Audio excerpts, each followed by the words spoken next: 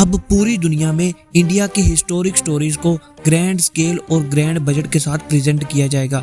और नहीं, इसकी शुरुआत रामायण से नहीं बल्कि टी सीरीज के प्रोजेक्ट नागबंधम से होगी। तो जहां पर सब लोग रामायण से उम्मीद लगाकर बैठे हुए थे, टी सीरीज ने अपना छुपा रुस्तम सामने ले आया। किसी को पता भी नहीं था और टी सीरीज इतने बड़े प्रोजेक्ट पर काम कर रहा था और उन्होंने उसके वर्ल्ड से भी हमें इंट्रोड्यूस करवा दिया है। इन्होंने अपने वर्ल्ड का जो इंट्रोडक्शन हमारे सामने रखा है उसको देखकर तो यही पता चलता है कि यहाँ पर बजट को लेकर कोई कंजूसी नहीं की गई जैसे कि आदि पुरुष में की गई थी। इस बार वीएफएक्स तो काफी ज्यादा अच्छा लग रहा है, लेकिन फिर भी कुछ सीन्स में हमें साफ साफ एआई का इस्तेमाल नजर आ रहा है, जो कि कोई बुरी बात तो नहीं है। सीन को इनहेंस करने के लिए हो सकता है उन्होंने यूज किया हो, और ये तो अभी ग्लिम्स है तो इस पर वो और ज्यादा काम भी कर सकते हैं। लेकिन यहाँ पर बहुत सारे इंडिया की हिस्टोरिक स्टोरीज के रेफरेंस डाले गए हैं, जैसे कि अगर आप ये महल देखो जो कि बहुत ही एक ऊंचे पर्वत पर बना हुआ है, तो ये सीधा उस स्टोरी का रेफरेंस है जहाँ पर एक राजा को भविष्यवाणी की जाती है कि उसकी मौत एक सांप के काटने से होगी, और इसलिए वो एक बहुत ही ऊंची जगह पर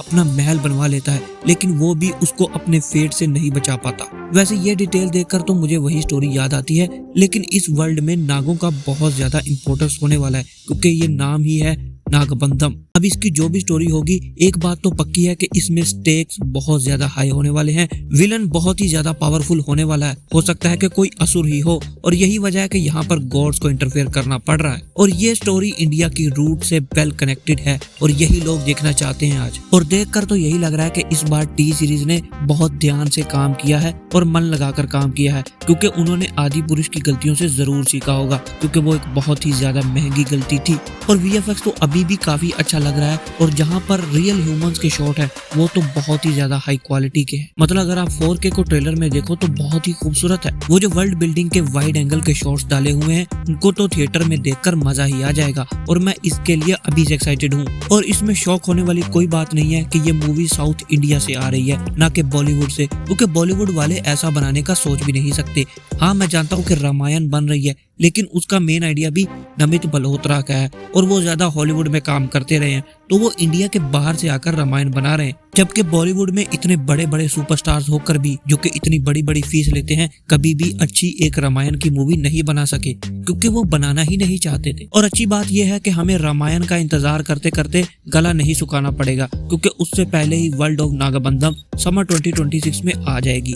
और हाई चांसेस है कि ये कोई एक पार्ट मूवी नहीं होने वाली, ये एक मूवी सीरीज होगी हैरी पॉटर की तरह, क्योंकि यहाँ पर स्टोरी का स्केल बहुत ही ज्यादा ग्रैंड लग रहा है। इसलिए एक ही मूवी में इन सब को जस्टिफाई करना पॉसिबल नहीं लगता। पता नहीं आपने नोटिस किया है या नहीं, लेकिन इंडियन सिनेमा अब बहुत ज्यादा चेंज हो रहा है।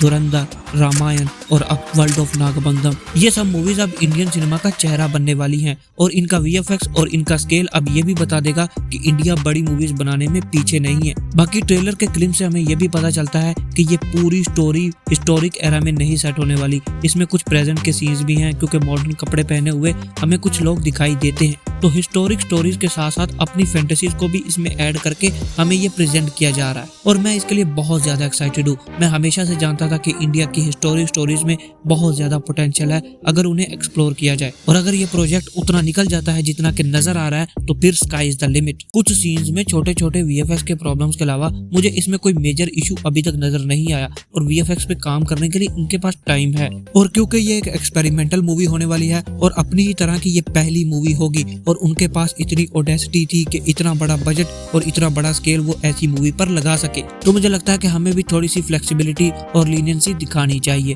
मैं तो इसके लिए बहुत ज्यादा एक्साइटेड हूँ, और पर्सनली इसलिए खुश हूँ कि रामायण से पहले ही हमें भक्ति से लोडेड वीएफएक्स हैवी मूवी देखने को मिल जाएगी। इसमें बहुत छोटी छोटी डिटेल्स हैं जिन पर मैं डिकोड करने के लिए एक पूरा वीडियो लाऊंगा, तो उसके लिए इस वीडियो को लाइक करके चैनल को सब्सक्राइब कर देना, क्योंकि ऐसे वीडियोस आते रहेंगे।